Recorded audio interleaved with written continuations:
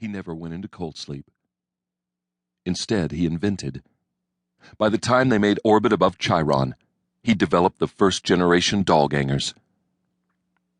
There's been a lot of misinformation circulated about gangers. Let me set matters straight.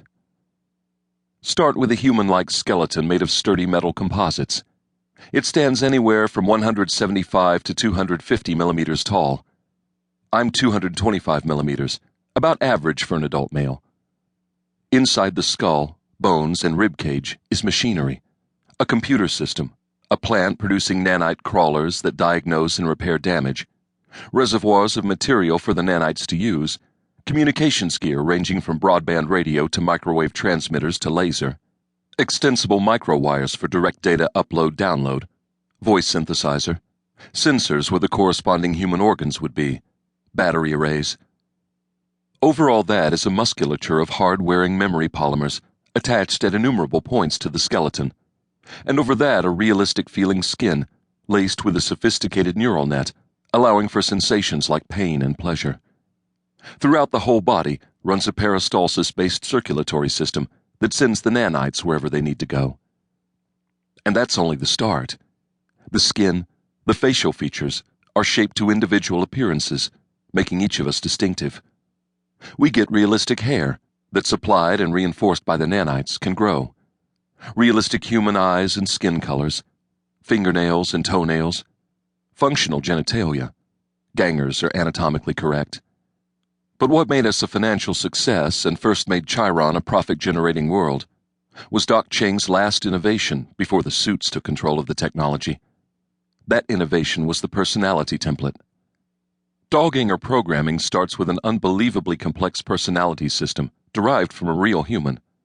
It might be calculated from a lengthy series of tests or reconstructed from analyses of archival recordings and guesswork. Then add learning capacity, abstract reasoning, subconscious motivations, complex emotions. The coding is so complex, it has to be designed in large part by other machines, and it's so intricate that it can't be overridden just by introducing patches of new code. Though we're individuals, we have a lot of personality traits in common: cheerfulness, helpfulness, obedience, at least when we're young.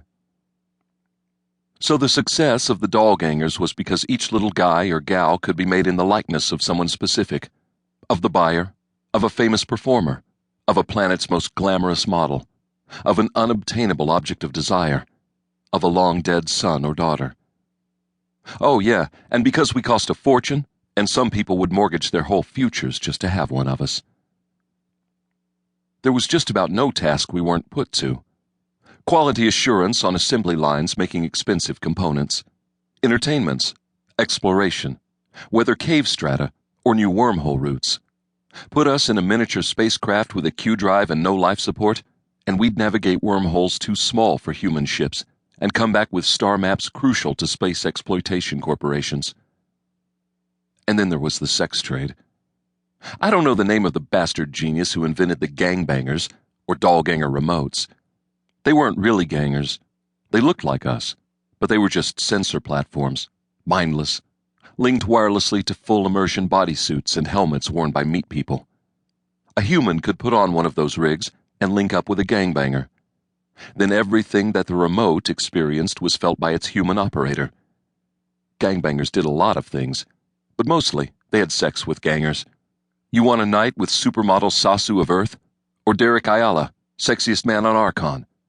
Well, you couldn't get the real ones, but you could rent a gangbanger and some time with the ganger replica of one of those celebrities. Which was fine in the early days. We were made to serve, to please, and we couldn't say no anyway. We were property.